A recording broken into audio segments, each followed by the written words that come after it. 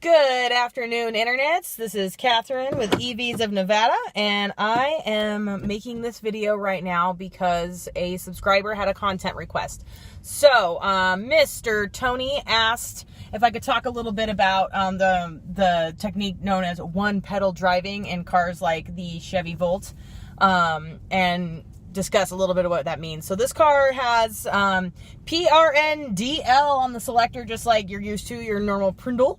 But L in this one means low mode. So I'm going to switch it into low mode here. And what low mode means is you're just using a lot less power. Low mode in the Chevy Volt is for stoplight to stoplight driving. Most people don't spend a lot of time on the highway every day. I do, but most people don't. So if you have a Chevy Volt, and you are doing your daily errands and stuff like that, drive it in low mode. It's going to be a lot more efficient.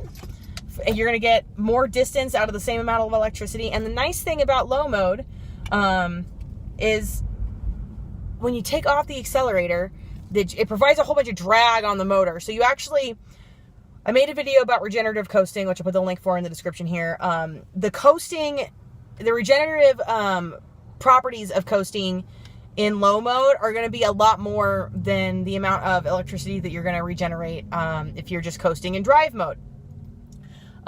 So that's pretty much how that works. And if you get good at it, you kind of get a feel for the vehicle. You figure out how it works. You figure out what it takes to actually slow it down from low mode. Let me get going here real quick. And I take my foot off the accelerator and the whole car just experiences a whole bunch of drag. So that idle factor that you're used to in a regular gas car kind of goes away, and it's very boggy and punchy. It's hard to learn how to drive. Not hard, but it takes a couple of days to learn how to drive in low mode and have it, accelerate and brake smoothly. If you're good at it in models like this older Chevy Volt, you can come up to stoplights hardly using your brakes at all, which is of course more efficient because that whole time you're coasting in low mode, you're regenerating electricity and sending that electricity back to the battery pack, increasing your range.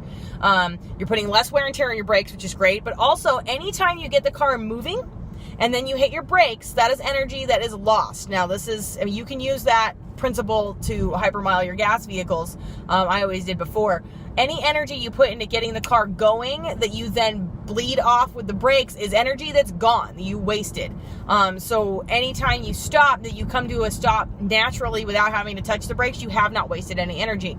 Now, this isn't always practical because there's going to be people behind you very often losing their minds as you creep to a stop at 3 miles an hour for, a block or so. Like, you don't want to do that. But if you can get into the whole one pedal driving thing where you don't use your brake pedal as much, that's pretty cool. Now, that brings me to my next point.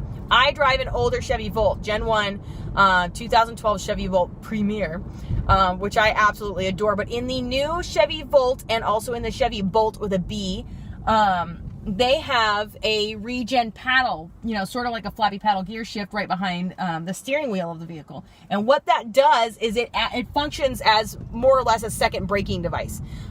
You grab that regen paddle to put a bunch of drag on the motor and just regen that way. So as you're slowing the vehicle down, like you grab that paddle when you want to regen, and it slows you down.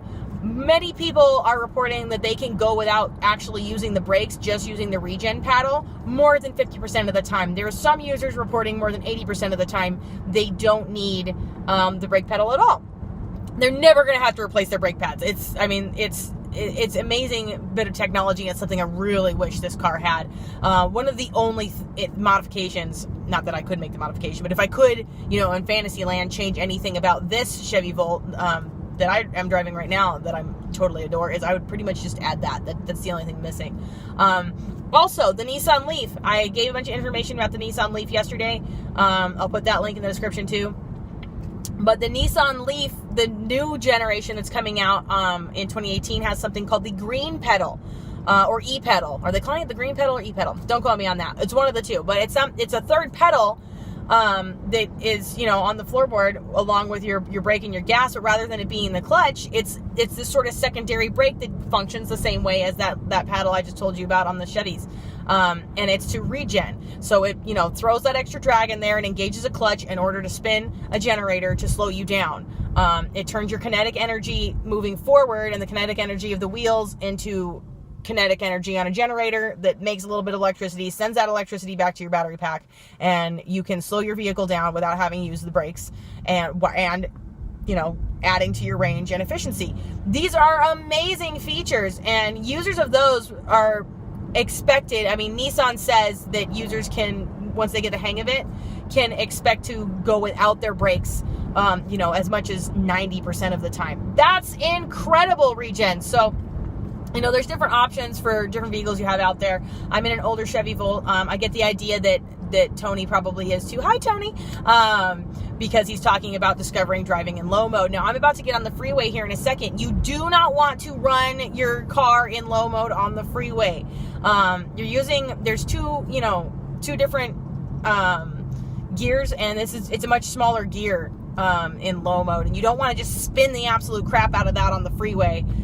Plus, you need smoother acceleration, and frankly, smoother braking on the freeway in order to drive safely. You need to be able to get up to speed and stay there, and low mode's not really going to do that for you. But what will do that for you is click it into drive before you get on the freeway, like I'm doing right now. Click it into drive. Make sure you don't shoot past drive and go into neutral. That's no good. But click it into drive. And then once you get up to the speed you need, set your cruise control. If you're going to be on the freeway for more than 5 miles, just set your cruise control. You think that you can drive better, that you can manage your own energy use better than your car can. That's your ego talking. You can't do it better than the computer can do it. Trust me. Yeah, just turn anywhere, Infiniti. God, people in Vegas, man, there's some crazy freaking drivers out here. But hey, if I drove a QX60, I guess I could just cut off whoever I wanted to. But I digress. So get on the freeway. If you're going to be driving for more than a couple of miles, put on cruise control.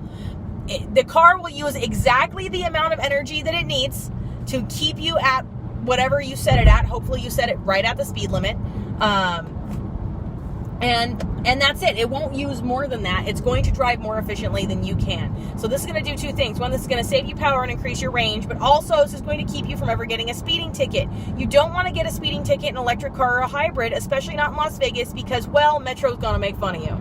Nevada Highway Patrol is going to make fun of you. Our officers out here have a sense of humor. You don't want to have an expensive speeding ticket in addition to a total burn. So that's my advice on that.